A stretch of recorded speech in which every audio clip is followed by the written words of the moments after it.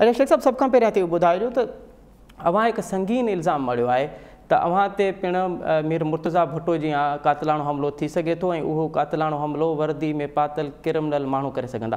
केरु आहिनि इहे माण्हू जेके अव्हां ते कातिलाणो हमिलो करे सघंदा? ॻाल्हि इहा त मां को अनहोनी ॻाल्हि न कई आहे, मां उहा ई ॻाल्हि कई आहे जेको हिते सिंध में थींदो रहियो आहे। ऐं जेको मीर मुर्तज़ा जेकी मां ॻाल्हि कई आहे उन में वज़ीर आज़म साहिबा संदसि भेण शहीद राणी हुई मोहतरमा बेनज़ीर भुट्टो साहिबा ऐं हेठि अब्दुल्ला शाह साहब वज़ीर आला हूंदो हो। ऐं हुन वक़्त में मीर मोहम्मद शेख साहब बाक़ाइदा वज़ीर बेनज़ीर भुट्टो साहिबा मीर मोहम्मद शेख एडवोकेट जनरल उन कमेटी ठाही। तो मीर मोहम्मद शेख साहब उन में रिपोर्ट में रिपोर्ट जेकी तयारु कई उन में अब्दुल्ला शाह साहब ऐं इन पुलिस वारनि खे उन्हनि ज़िम्मेवार करार ॾिनो हो। मूंखे इहो शक हक़ीक़त में इन बदिलजी वियो।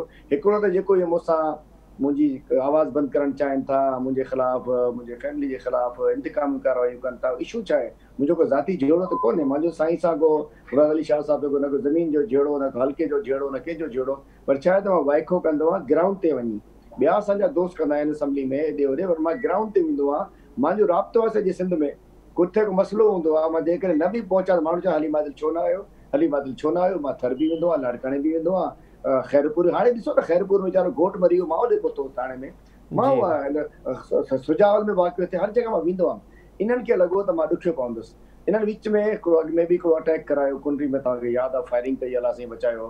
हाणे ॻाल्हि इहा त मां इन करे टियों ॾींहुं जॾहिं इहा उते विया फार्म ते मुंहिंजे भाउ मुंहिंजे कज़न ते, उते वञी ख़बर पई। हिकिड़ो त ॾिसो अॻु में हले पियो ऑपरेशन, ठीकु आहे, ऑपरेशन जे अगेंस्ट उहो विया तारिक साहब अलीम साहब जेके असली मुंहिंजो भाउ कज़न, उहो कोर्ट हलिया विया। बाबा जी स्टे ऑर्डर आहे, सभु कुझु आहे, तव्हां कोर्ट सां वञी अपील कई, उन्हनि कंटेम्प्ट ऑफ कोर्ट बि कयो। पर मां जॾहिं ख़बर पई त उते फुरमार शुरू करे छॾी आहे, माना एसियूं टीवियूं हे हो, औरतुनि जूं वालियूं चूड़ियूं पघारूं मोबाइल, माना जीअं अटैक धाड़ेलनि कयो। जो ॿुधायां छो थो चवां मां, ॾिसो कंहिंजे घर में केरु वणंदो आहे, वीचारा कोर्ट वेठा, मां उते पहुतुसि, पुछियुसि त उते ॾिठा त पोइ दरवाज़े खां पोइ रस्ते खां चोर रस्ते खां ॿ माण्हू टे माण्हू, हिकिड़ो कंहिं मूंखे ॿुधायो त हीअ त ख़ालिद शहनशाह जो भाउ आहे।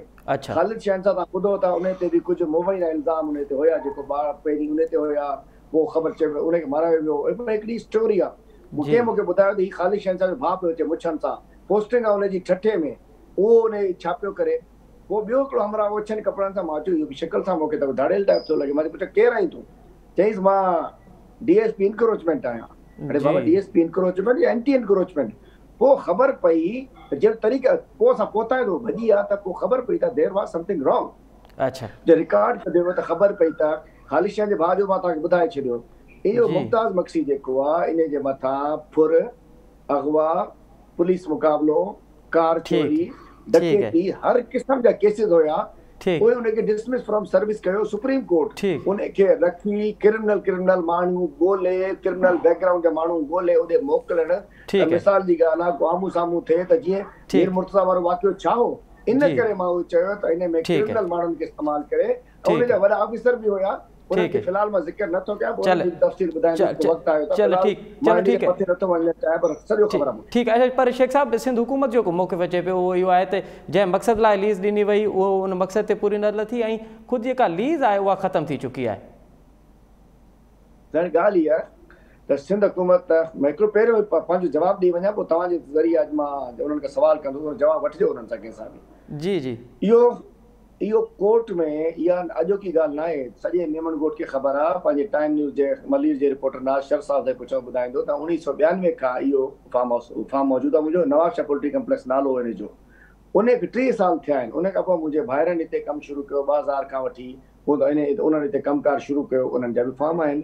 2006 में पॉलिसी आई, लीज़ पॉलिसी, जंहिंमें रेजिडेंशियल कमर्शियल इंडस्ट्रियल जी पॉलिसी आई।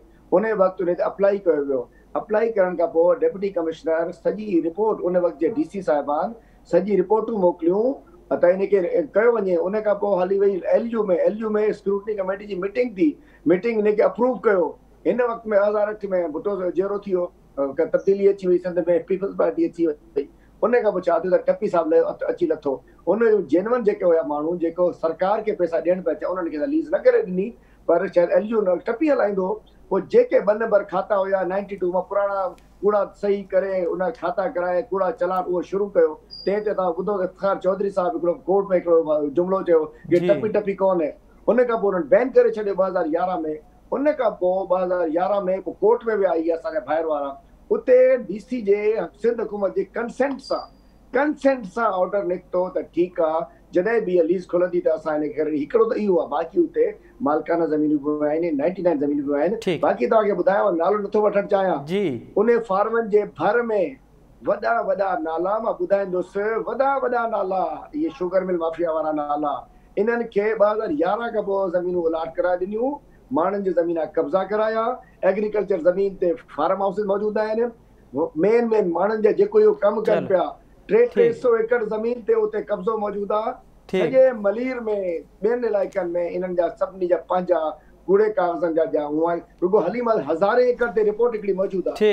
हज़ारे एकड़ में हिते माण्हू आहिनि जेके मुख़्तलिफ़ वायोलेशन कनि था इन में कोर्ट में स्टे मौजूदु आहे पोइ ॿुधायां जॾहिं मां पोज़ीशन ॾिनो थियुसि मुंहिंजो जहिड़ो कॾहिं थियो जॾहिं मां इन शुगर मिल माफिया ख़िलाफ़ मां रैली कढी 3 जनवरी 2018 ते उन खां पोइ मुंहिंजा ख़िलाफ़ थी विया मूं ते तशद्दुद कयो मूंखे गिरफ़्तार कयो उन खां पोइ छा थियो जॾहिं असेंबली में अची वियुसि मां तकरीर करणु शुरू कई मां वाइको करणु शुरू कयो मां मूवमेंट करणु शुरू कई मां सॼे सिंध में विज़िट करणु शुरू कया मां हिननि जी करप्शन में हिननि खे बेनकाब कयो मां सिंध जे मिसकिन सां आम माण्हुनि सां उन्हनि जे इशूज़ ते वञी बीठुसि उन खां पोइ मुंहिंजे ख़िलाफ़ थी विया 2 साल खां लॻा पिया चलो अवां चओ पिया त ही सभु कुझु अवां जे आवाज़ बंदि करण लाइ कयो पियो वञे पूरो क्लोज करे वठां न जी शेख साहब जी प्लीज पोइ छा थियो त पोइ केस में हाई कोर्ट में हिननि केस कयो अज़ीम साहब तारिक साहब सां उन में 5 अगस्त 2020 ते हिकिड़ो बाक़ाइदा स्टे ऑर्डर जारी थियो उन खां पोइ उन जे बावजूदि हमलो कयो त 3 ॾींहं वरी जॾहिं छंछर ते विया आहिनि त हिन खे कंटेम्प्ट ऑफ कोर्ट थियो आहे चीफ सेक्रेटरी खे सभु ऑफिसरनि खे मसइलो इहो आहे त हलीम आदिल शेख जी आवाज़ बंदि करणु चाहिनि था